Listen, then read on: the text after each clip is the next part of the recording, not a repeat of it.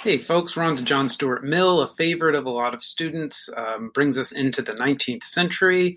I think Mill is perhaps a favorite of many students because he's such an eclectic thinker. You can find whatever you're looking for in John Stuart Mill. If you are very conservative and you're looking for a defense of negative liberty and a defense against big government interference with your life, a libertarian kind of philosophy, then you can find that in Mill, particularly his work that we read on liberty.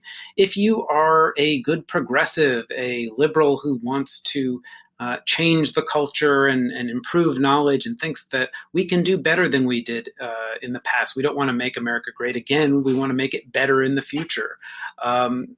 Good progressives find a lot of that in John Stuart Mill as well. So we will talk about mostly on liberty, but we will get into a few other of his works here that you did not read. And I will just show this to you guys here. The last work that I have listed there is The Subjection of Women, which, with the exception of Mary Wollstonecraft, is the most significant, sustained modern feminist writing. And, let's be honest, John Stuart Mill, a more influential, more famous thinker than Mary Wollstonecraft. And I think that it is worth noting that this is the ultimate place that his ideas took him. And I will note that I have right here my copy of The Subjection of Women from 1869. This is a first American, not a first print edition, because it was printed first 8 years earlier in England. But this is a first American edition. And just as sort of a funny trivia about my life, my son's mother, when she was interested in getting to know me better, purchased this for me online for a couple of $100 as a gift, and I've kept it all these years, even though she's long gone, and that's about it, right? Classic literature is a good way to show your interest in someone. All right, onto the core materials, though. So John Stuart Mill.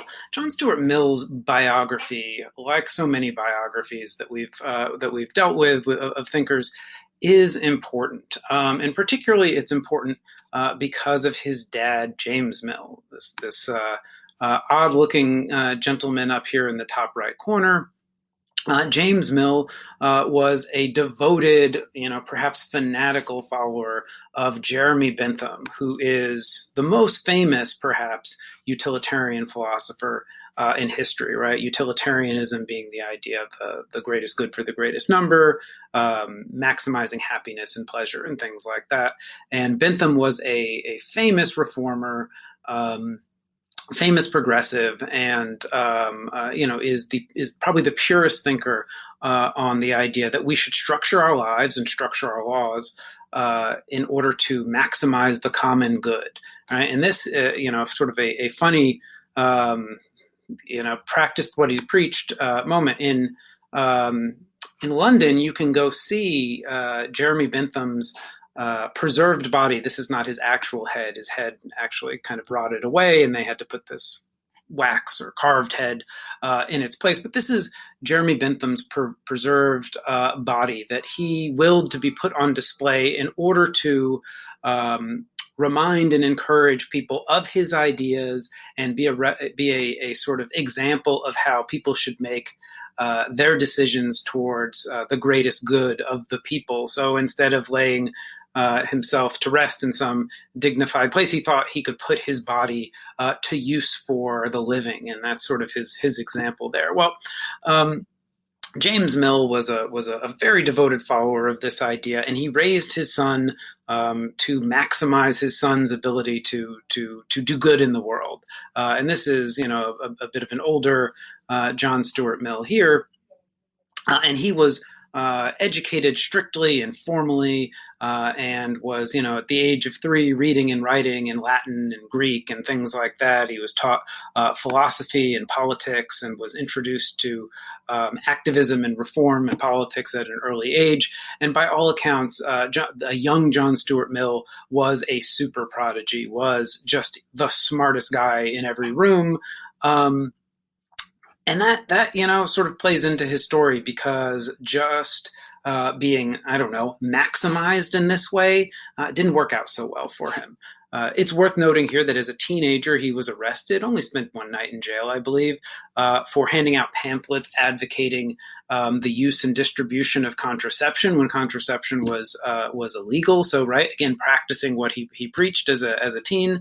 But he has a depressive breakdown at age 20. He just can't take it. This strict, productive, intellectual life. It's just too much for him. Has a mental breakdown, and for a while is just sort of is kind of lost. And eventually he meets Harriet Taylor, a married woman that he clicks with on such a profound level that he waits for another 20 years and cultivates that friendship with her and her husband until her husband finally dies. And within 2 years, Harriet Taylor and John Stuart Mill are married, and their intellectual and romantic partnership and their friendship produces, in the coming years, all of Mill's great works, sort of that discourse with her, that working together of bouncing his ideas off of this woman. And her to him, she wrote some interesting philosophy as well.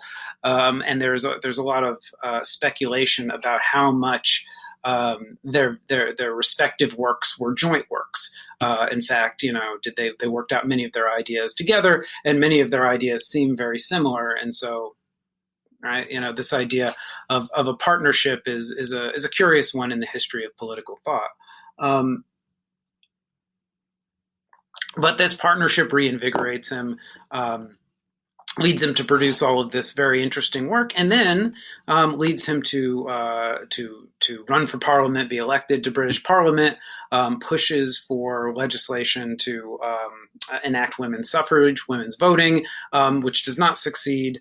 But in the aftermath of that, he writes this book, The Subjection of Women, which takes, I think it's worth noting that in this sort of arc of his life, thinking about the antiquated religious and cultural roles of gender, and particularly the narrow space that is set up for intellectual life for women in terms of culture, tradition, religion, pushes him to develop this richer, more humanistic utilitarian philosophy, where he says, there is we need to move forward. We need to better our condition. We need to better our minds. And we need to not be dragged down so much by the way things were done in the past, which is perhaps full of bias and not fully rational and not fully optimizing the opportunities for humanity to individually or collectively better itself. And again, this idea of, wow, what if there was a world of Harriet Taylors and a world of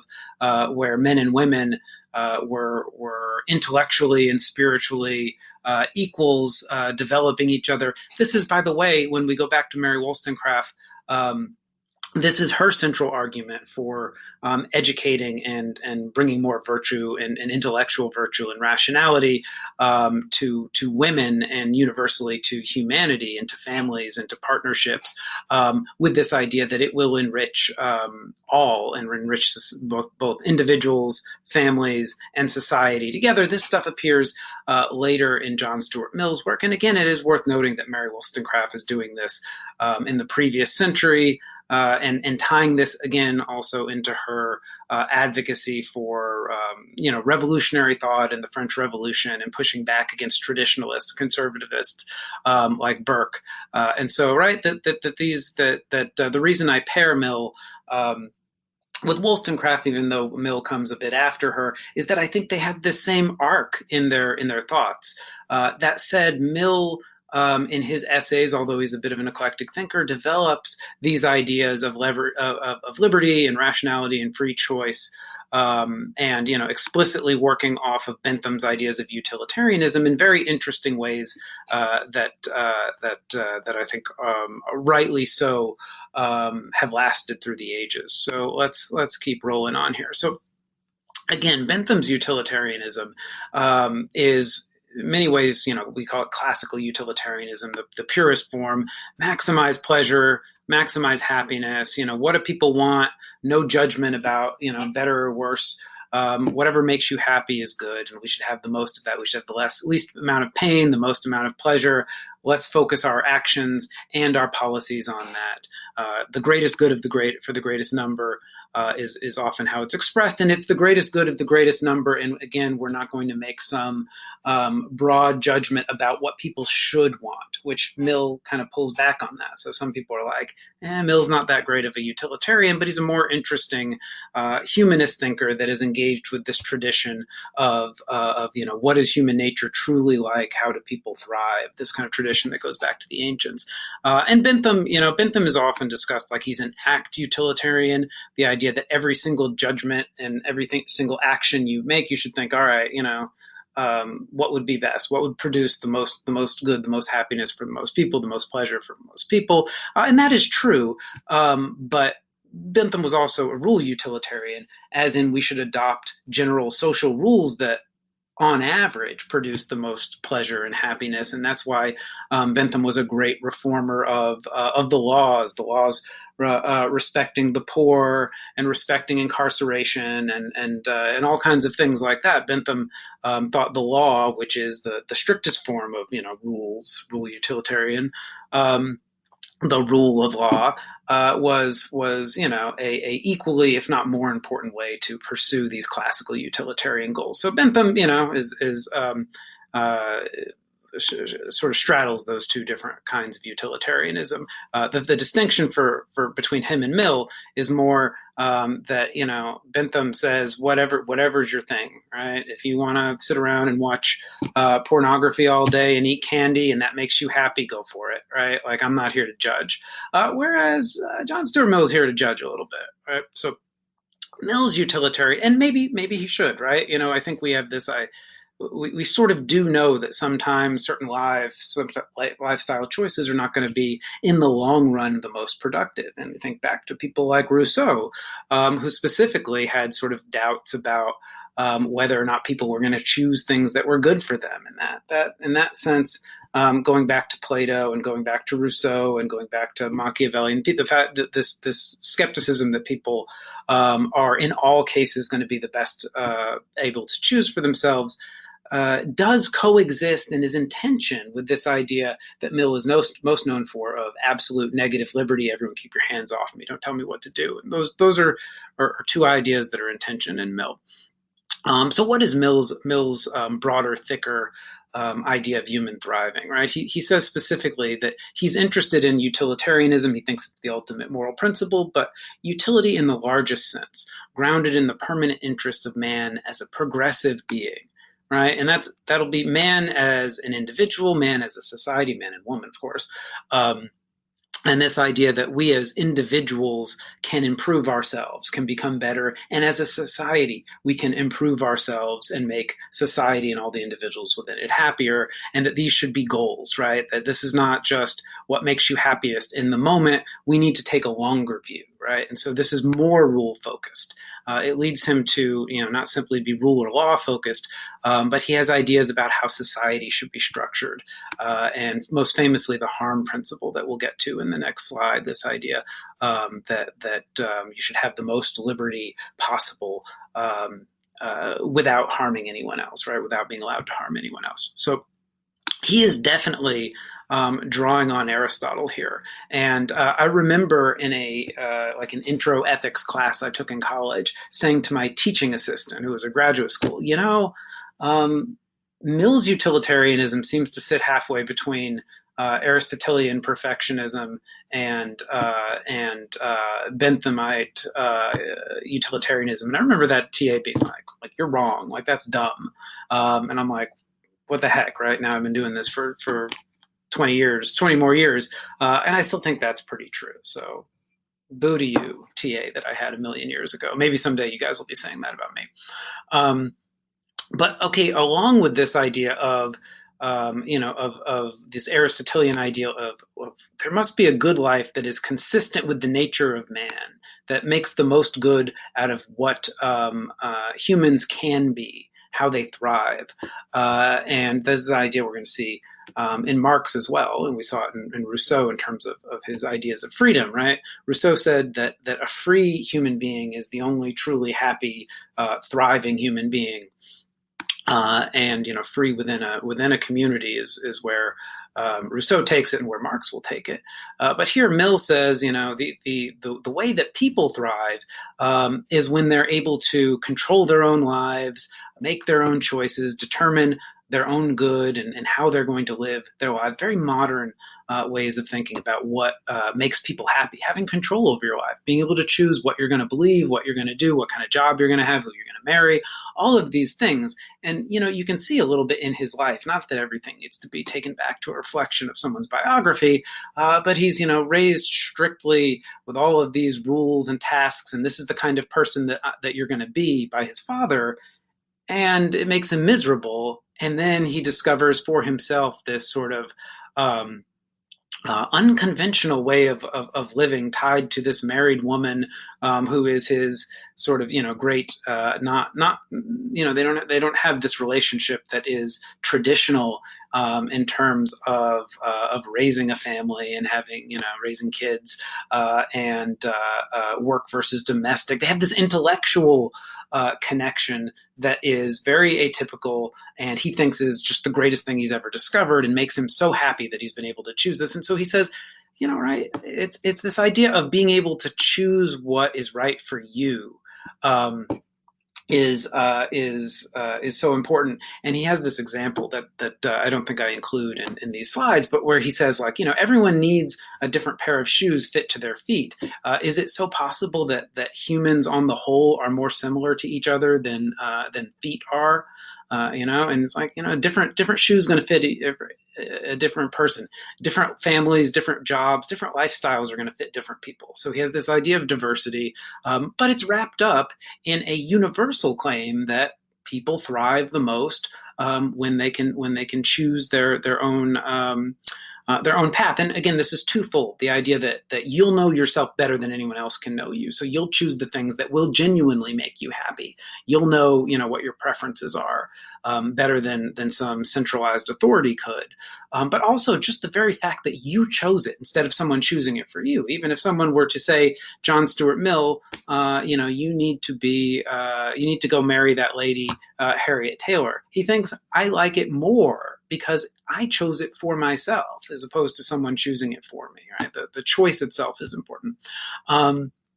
But again, at the same time, there's this tension where Mill also believes that there are higher pleasures, and he believes that, as we'll get into towards the end, that if people are exposed to all options and genuinely have the ability to consider them, there are certain things people will choose, certain pursuits of the mind and of high culture and fanciness of all sorts, and intellectual life and intellectual cultivation that people will find more satisfying than sitting around watching pornography and reality TV and eating candy. And where he comes around to in the end, that's again a little bit tension with this idea of liberty, is that he says, well, and if you're not choosing the right thing, you probably just haven't experienced it. You probably just don't know yet. And if you did understand, like I do, because I'm so smart and I know about all these higher pleasures, then you would pick them. And so we need to privilege the perspective of the intellectuals who have come to appreciate just how great intellectual life is, right? There's this elitist strain that runs through John Stuart Mill, that causes some tension and some problems. He doesn't unify perhaps as well as some Hobbes, right? Hobbes A to Z is very bump bump bump bump bump in a way that is persuasive.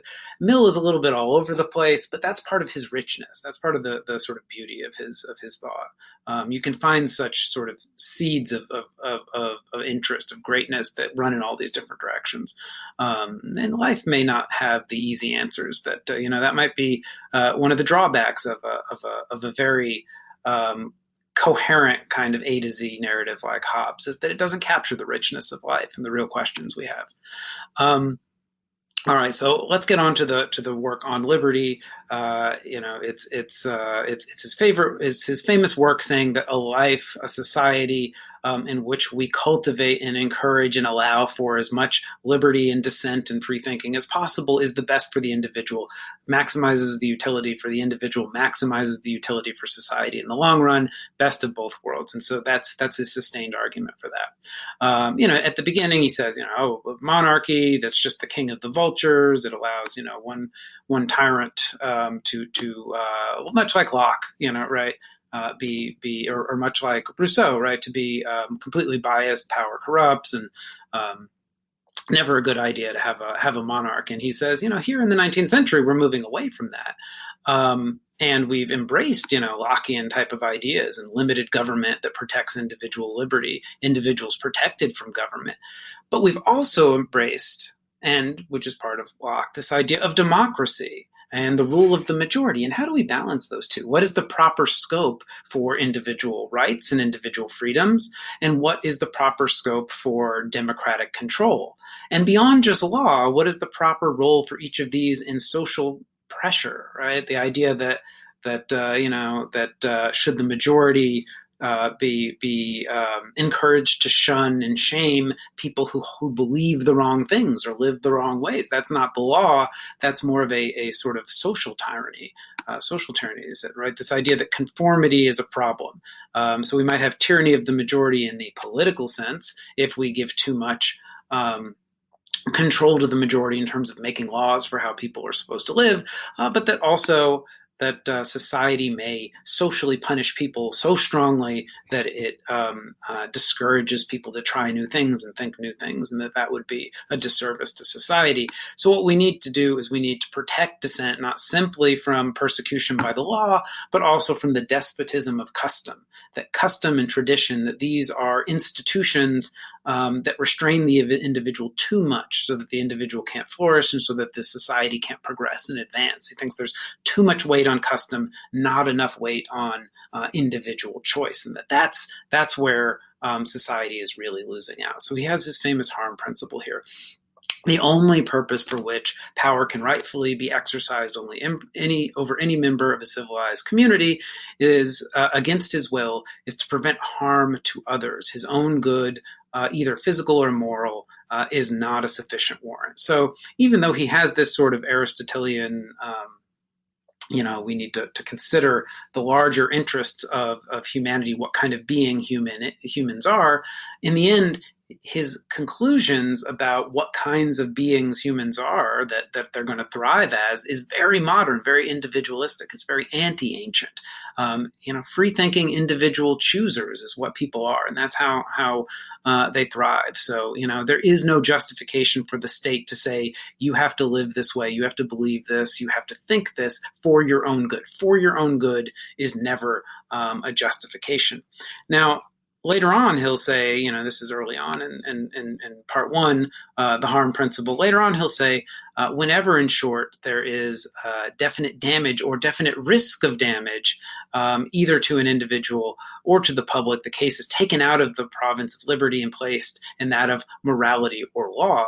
Right? So whenever you're going to hurt someone or endanger someone or society as a whole you're going to hurt, then it's no longer your free choice. And so I have this Simpsons image here where Lisa and Bart are in an argument, and Bart says, well, I'm just going to start swinging my fists, and if you get in my way, that's not my fault. And Lisa says, well, I'm just going to start kicking air, and if you get in my way, it's not your fault. And they hit each other, and it's very funny.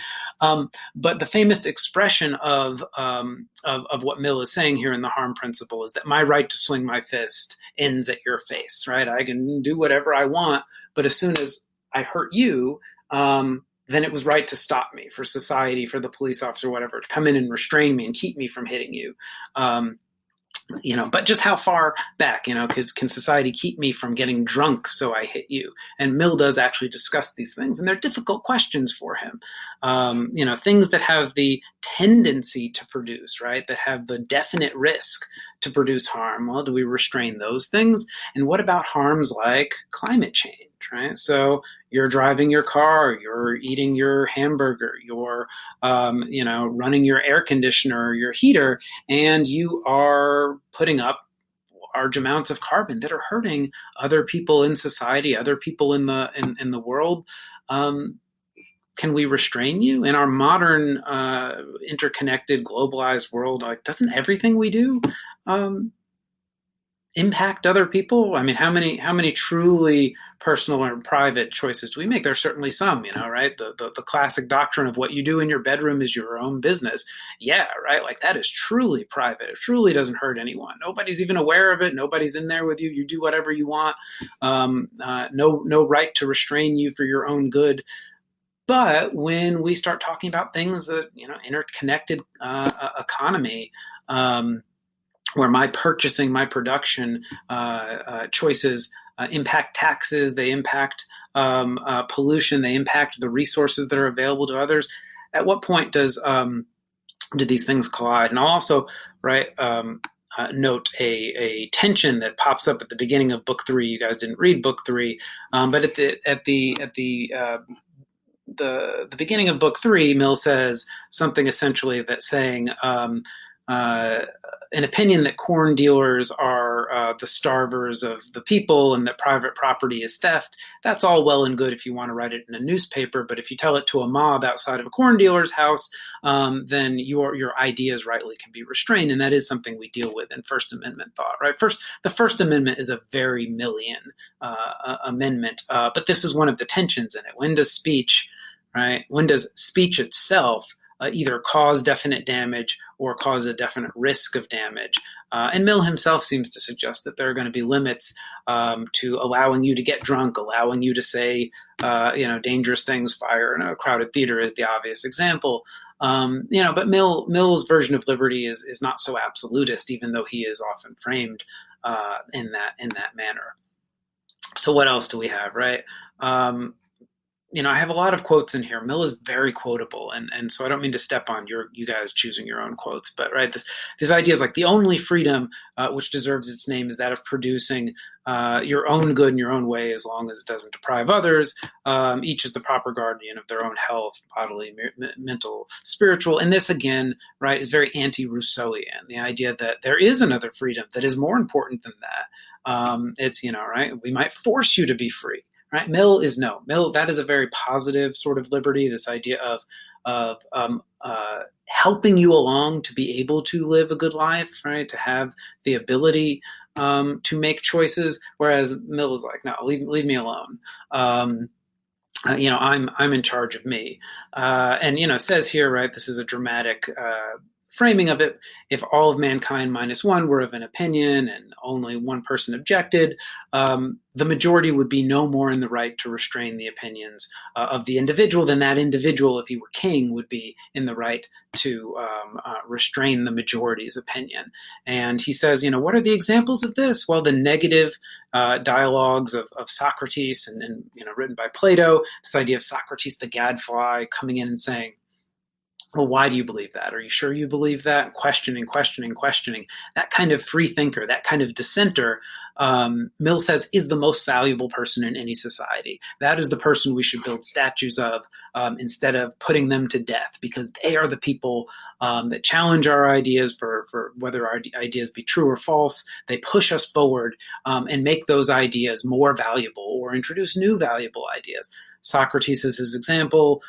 Jesus also makes it in there, as does Marcus Aurelius, as these people who pushed the boundaries of what people thought in radical, revolutionary ways, and were persecuted, and then then their ideas were in time arguably adopted by majorities of mankind as things that the majority of people considered to be bettering for their life and the life of society.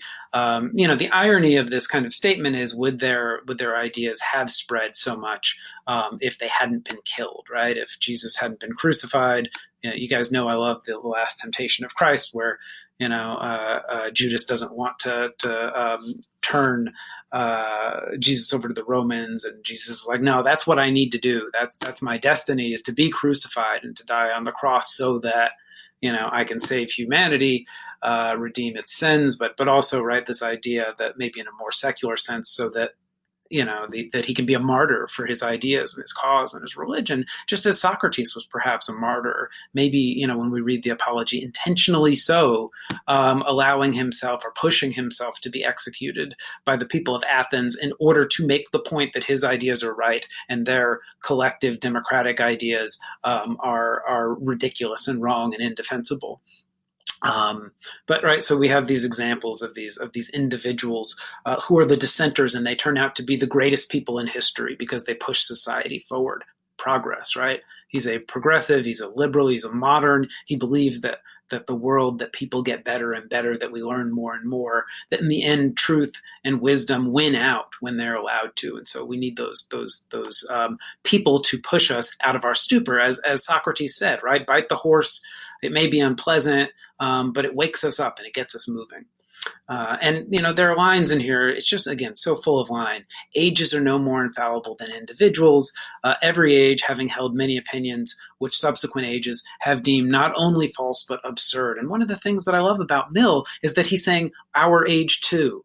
There are things that we don't recognize that are that in 100 years, in 200 years, people are going to be like, oh my God, I can't believe you believed that. And so when we come to these criticisms at the end, where Mill has these antiquated ideas about barbarians and higher pleasures, and about the the rights and the privileges of the propertied and the educated, I think that Mill would be the first one to say, well, geez, maybe I've got some biases that I don't see, and eventually I'll be proven wrong, right? This idea that he's so willing for his own society to be proven wrong and himself to be proven wrong, like past societies were, I think is a strength of Mill. This belief in the marketplace of ideas, and again, his views on gender are his example of, man, every people in the past, every age in the past has really just mucked this up, this gender question, and it doesn't make it right. And he's right that 200 years later we'll be looking back and being like, whoa, like, yeah, they were wrong on that stuff. They were wrong on the inherent inequalities in the minds of people based on their sex. Wow, okay, good thing we figured that out. Thank you, John Stuart Mill, right? Put him under here, and Mary Wollstonecraft and stuff with Socrates and Jesus, maybe people who shook up society. And by the way, I don't know if anyone here still watches the movie Dogma, Buddy Jesus. I don't know. I was looking for a Jesus image, and that one popped into my mind. Funny movie. I recommend it. So in the end, at the last couple of pages of part 2 of On Liberty, he gives us these four sources, these 4 reasons. 3 and 4 are kind of the same thing, but these 4 reasons why a standard of maximal individual liberty under the harm principle, and this celebration, not simply tolerating and allowing and not throwing in jail the dissenters, but saying, wow, I think your ideas are ridiculous, but thank you for sharing them. I'm so happy that you brought up this interesting, weird idea, right? That kind of approach to, tell us what you think. Let's have a conversation. Let's have a discussion. Let's air all of the possible ideas, and let's get even more ideas that nobody's ever thought. That's how we should be organizing our society. That approach to both law and custom has 4 major sources of utility for individuals and for society. One, the dissenters might be right? They might come up with a new idea. Hey, you know what? I think that the earth is not the center of the universe. I think it goes around the sun. Burn him, right? No, this is a useful idea. And once we figured it out, combined with elliptical orbits, we were able to predict all kinds of stuff about the movement of the stars. They were more valuable ideas. They helped us understand our place in the universe. They impacted religion and society and science and pushed forward modern progress in all these ways. And so that dissenter, even though everyone else might be like, no way, man, Earth is the center of the universe. Obviously, everything goes around Earth.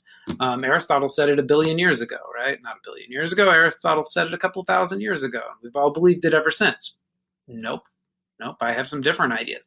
Those ideas might be right. And so that's where, let's be open to new ideas, because new ideas may be true. And that's great. That's science, right? But also, It's very rare, he says, number two, that any one particular theory or idea is going to capture 100% of the truth. And this is, again, very scientific method way of thinking, very modern. So even when dissenters aren't right, when they're wrong, um, they might have a portion of the truth. They might have gotten something right. And that moves our ideas forward because we're able to take our ideas that are mostly right and, and say, oh, right? Like we had 90% of the truth, but we were missing on this point. Let's change our theory, about, the way celestial bodies move. Like, oh, it turns out that we didn't have it right. We had those circular orbits and they weren't quite right. They're actually ellipses. Let's improve our idea because this idea of the way planetary bodies moves was pretty right. Going back to Galileo, but it wasn't entirely right. Let's keep challenging things because our theories of the way the way science works, the way physics works, but also the way that human morals and politics and institutions, all of that stuff, the family, religion, all of those things. Maybe even if they're largely right, maybe we can tweak them to make them better. Make them better. He has this faith that we can always make things better. And then 3 and 4 are versions of, well, when people say absolutely absurd things, when they say, right, so vaccines cause autism, there was no Holocaust, they may be 100% wrong, but they help us understand what's right. Because if our ideas are never challenged, if we never have a diversity of views and a debate about views, those things that we just, happen to know, they become dead custom prejudice to us. We don't know why we believe them, and we don't really care about them.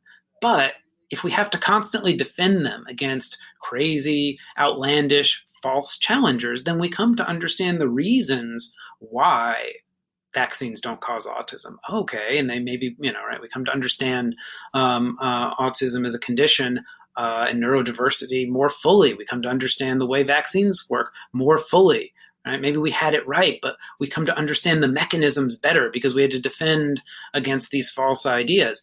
And maybe we come to, be strong defenders. I'm willing to get out there and advocate for vaccination. I'm willing to get out there like Mill and advocate for contraception because not only do I believe that they're correct, I'm now invested emotionally in these ideas. I want to spread them. I want to talk about them. And he thinks this is, right, making these ideas come alive moves us forward.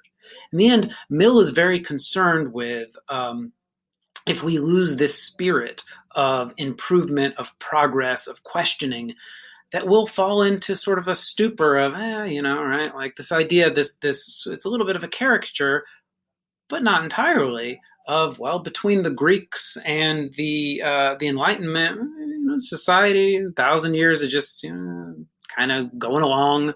Religion was dominant. It told us the truth of the world, and people said, okay, that's the way the world is. And we didn't have the pace of advancement. We missed out on 1,000 years of scientific advancement. There's no reason why we couldn't have had the scientific revolution of the Enlightenment, the artistic revolution of the Enlightenment. I mean, medieval art, it's kind of okay, but it kind of sucks, right? Right? Like what if we had the Enlightenment and a revolution in artistic form, 1,000 years earlier? And we'd had 1,000 years before now when we had not simply the Michelangelos and Donatellos of the world and the Impressionists that came after them and the Cubists and postmodernists that came after them. How many other movements would we have had since there? How many great art forms? How many great theories? How far would our science have come? How much would we understand about quantum mechanics and artificial intelligence and and climate science? Who knows what we've missed out on? Curing cancer, health sciences, institutions that in politics that help us,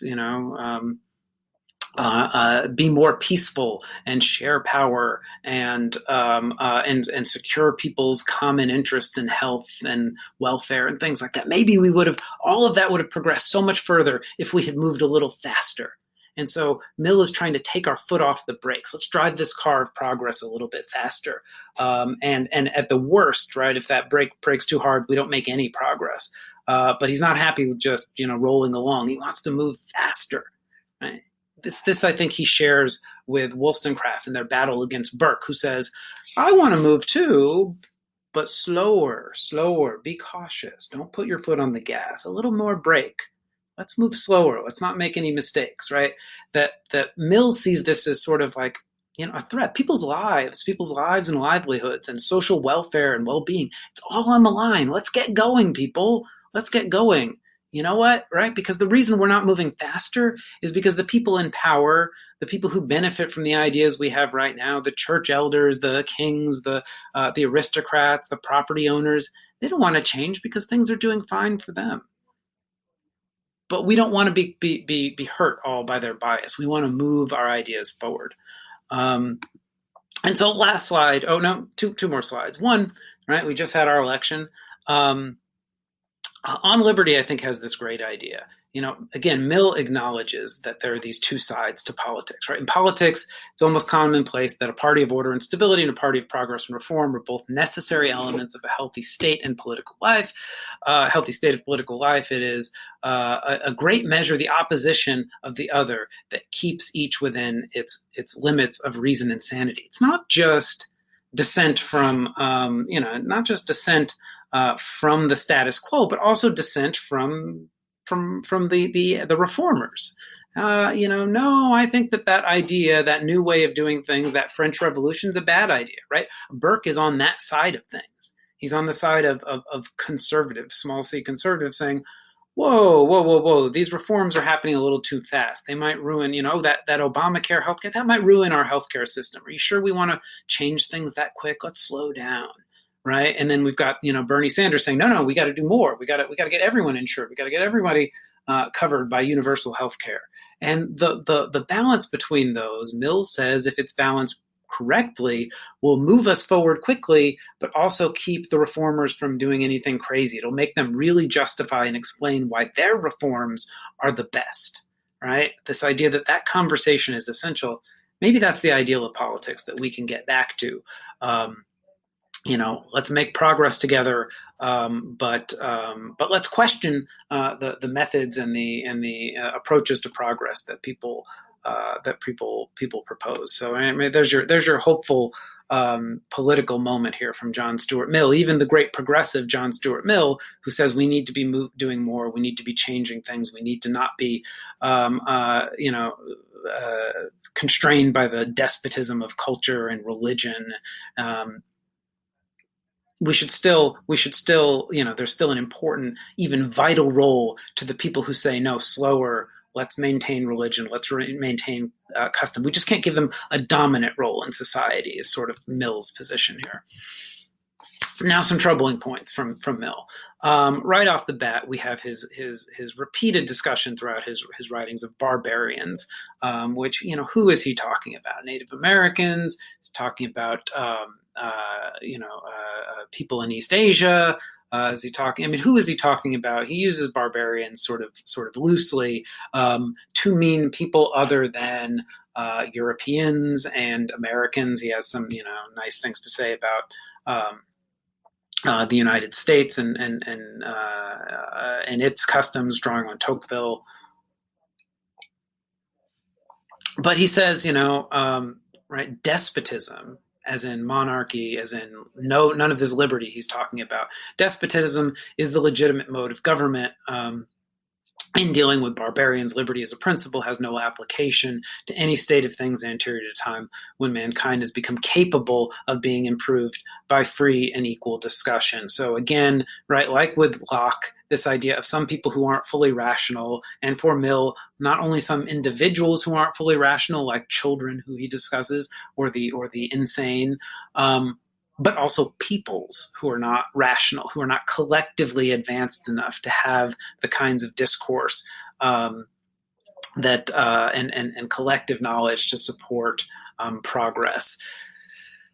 It's troubling, right? Because who do you put that label on? This is why I say that he's not simply elitist, but he's, we don't use this word as much as we used to, but ethnocentric, as in, well, like everyone else, all those other peoples, they're not rational enough to make good choices because look at the way they live.